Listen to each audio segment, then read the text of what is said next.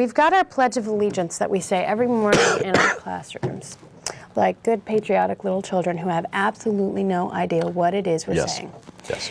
Take out the under God part, and I still don't agree with the pledge. I still don't like the pledge. You're making a bunch of little children stand up and repeat something that they've memorized, that they have no idea what it says, what they're saying, what they're talking about. Every morning, it's a form of brainwashing. It's a very and even if we reworded the pledge, I saw a very good pledge that I really liked. I mean, even if we took out the under God part, I don't think we should require our children to stand up every morning and pledge our allegiance to a flag, okay? I don't want to pledge my allegiance to a flag. Let's pretend for a moment that I'm not an atheist and this is a largely Judeo-Christian country. One of, as far as I know, the first 10 commandments that both Christians and Jews are supposed to pay attention to is, thou shalt not worship idols. Okay. Graven images and such. Graven images. American flags, okay? Great big monuments in public courthouses that have the 10 commandments carved into them. I mean, we do an awful lot of idol worship for a Christian nation, which I don't believe we're a Christian nation, but there's a lot of people that would like to say that we are. But is that actually worshiping the idol, though? In terms of the flag or the monument or anything like that? If we stand up every morning and we pledge our allegiance to a flag? Well, again, that's the wording, but in actuality, I'm assuming, we take out the what part I about take it under to God. be is that what you're doing is pledging to the country, to the support of the country. A bunch of little 6-year-olds it's represented by don't the flag, know enough about politics, and they don't know enough about our country to know why they should be pledging their allegiance to our country, except that they happen to have been born here. Exactly. Now, I read a very, very good alternate version of the pledge that somebody was suggesting. Somebody emailed it on our email list a little while ago, and it was I really, really liked it. And after reading this version, I said, I would stand up in class in high school when I was old enough to understand what I was saying, and I would proudly say that. See, for me, I didn't even learn the pledge until about 7th grade. Okay. Halfway through 7th grade, I stopped saying the under God part. By 8th grade, I stopped saying the pledge, and by 9th grade, I stopped standing for it. Okay? But this one that they sent out over the internet, if anybody can find it and read it to us, I haven't been able to find it again, but it was like, I pledge allegiance to the Declaration of Independence and the Constitution of America, and to the justice, a little to bit the more liberty of what this country is actually founded on. Yeah, our country is not founded on hatred and belief in God, I'd like to think. Which would be why they came here and felt the need to have a new country, because they were dealing with all this religious oppression where they came from. So they came here to get away from that. Yeah. Okay?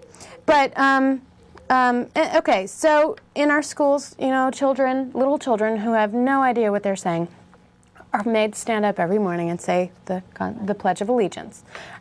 And then they have to get up, they have to stay standing, and they have to say, I pledge allegiance to Texas. Yeah, it's the Texas pledge, which is only about 4 lines. I don't know exactly what it is. I don't even think it's 4 lines. I thought it was just, I pledge allegiance to Texas. No, that's what I've heard. And then they have to follow it by a moment of silence. Yeah. Now, in my opinion, that would be like 10 minutes out of our children's day that they could be like learning something. Novel concept. Send our children to school to learn something rather than send our children to school to become brainwashed. Okay? Yeah, that was the main issue that I had once this whole pledge case came up. It's the under God is a detail, and it is a part of it.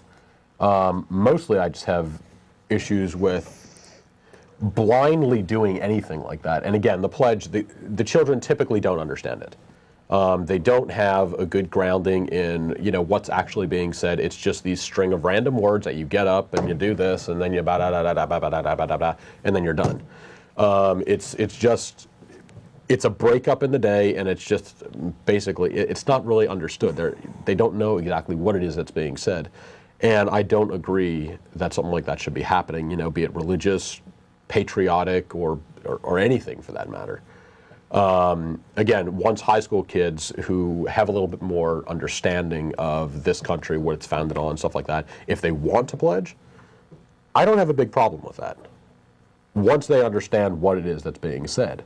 But to require something like that is ridiculous. If they want to say the Pledge of Allegiance, if they want to pledge their allegiance to our country, they should stand up in their bedroom when they're doing their morning Christian prayers and say it. It shouldn't have anything to do with starting your day at school. Yeah. I don't understand the point of going into school every morning and pledging your allegiance to the country. Obviously you live here, obviously you're growing up here, obviously you're going to eventually learn about politics, you're going to, you're probably going to become proud through your history classes of the country that we live in, the history we've come through. That doesn't mean that we need to stand up and say a pledge in order to prove it. Yeah. Okay? Now my mom was telling me the other day that she was in school when they added in the under God part. Okay. And when they were teaching it, she was used to saying it without the under God part. And when they were teaching it, they were just very, very careful to teach you that you don't say, I pledge allegiance, to the flag of the United States of America and to the republic for which it stands, one nation, under God, indivisible with liberty and justice for all. You had to string those two together. One nation under God. It wasn't one nation it's not under a God. Separate statement. It was one nation under God. And they were very, very, very careful about teaching that. They don't do that anymore. Wow. Now That's people say one nation under God. She said they really, really ragged on them for doing it like that. That's interesting. I thought that was really interesting. But then again, when that was actually put in, that was the whole point of it. Now there is no point. Well, it's not as stressed as much nowadays. But again, talking about the pledge case, they had some quotes and papers of what was written when it was actually put in '54, and it was with the knowledge of the government that kids were being expected and required to recite this at the beginning of every day, and basically saying, look, we have to differentiate ourselves from the atheistic, commies.